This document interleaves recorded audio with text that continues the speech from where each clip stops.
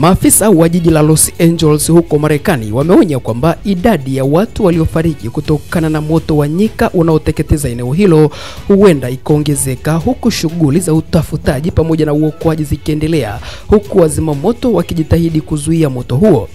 Takribani watu 16 wamethibitishwa kufariki, huku 13 hawajulikani walipo, na zaidi ya majengo 12,000 yameharibiwa kulingana na maafisa hao.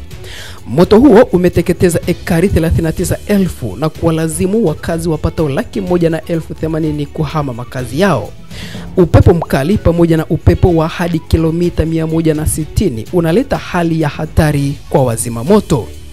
Afisa wa serikali wa kaunti ya Los Angeles Robert Luna alisema idadi ya vifo inatarajiwa kuongezeka, huku mbwa wa upekuzi wakitumwa katika maeneo yaliyoharibiwa. Rais mteule wa Marekani, moto wa kwanza na mkubwa zaidi ni moto unaoitwa Palisades Fire ambao ulianza Januari 7 huko Pacific Palisades na sasa umechoma zaidi ya ekari 23,500. Video iliyochapishwa kwenye mtandao wa X ilinasa kimbunga kikubwa cha moto au firenado kikitokea wakati wa Palisades Fire. Jambo hili adimu linalosababishwa na joto kali na pepo za misukosuko hutokeza wimbi la miali inayozunguka ambayo hueneza moto haraka.